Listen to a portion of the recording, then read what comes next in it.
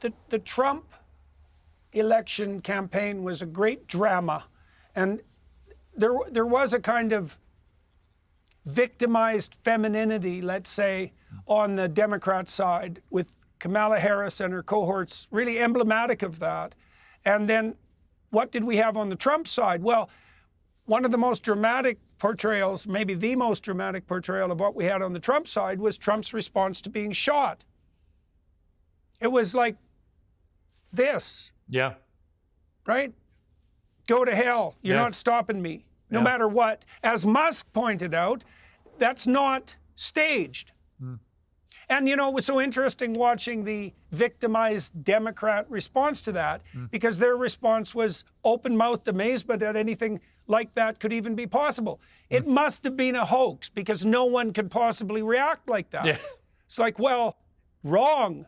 Trump could react like that, and despite whatever faults he might have, that's what he's like.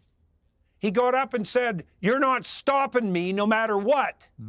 And, you know, more power to him. And I don't think it's an overestimate to presume that that won him the election. He said it had reinvigorated his faith in God, because he said God must have wanted me to survive. Because he said literally he was alive because he moved his head half an inch to read some charts on the teleprompter. And if he hadn't, he'd be dead.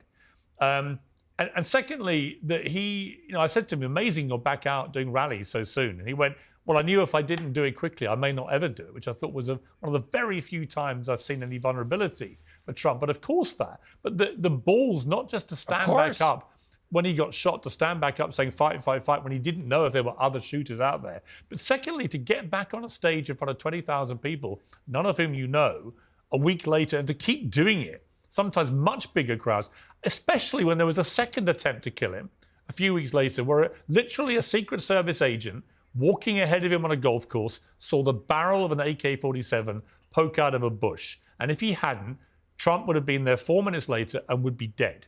So twice in the space of 2 months, Trump came very, very close to being assassinated. And yet it didn't stop him getting back out there. And I do think, when I think back on the whole thing, there were lots of components to why he won. However, I think regular Americans, and the rest of the world actually, but regular Americans looked at his strength literally under fire, and his resilience and his determination to keep pounding on. I think they looked at that and thought, you know what, after everything that's been thrown at him, the weaponizing of the justice system, literal attempts to kill him, and all the rest of it, look at him, he's still pounding on. And it's a really admirable quality in a man, right? Absolutely. Well, and, you know, you pointed out that it wasn't only the fact that he immediately leapt up on stage and basically said, go to hell, you're not stopping me. Yeah. But then also that he continued to speak and didn't take, what would you say, even perhaps warranted precautions. It's the perfect thing to do psychologically, because if you shrink away in consequence of that threat, you live in fear for the rest of your life. And Trump's determination was obviously, no matter what, I won't live in fear. And that's the same decision Job makes, by the way, in the book of Job. It's a decision not to lose faith and not to live in fear, no matter what, right? No matter what.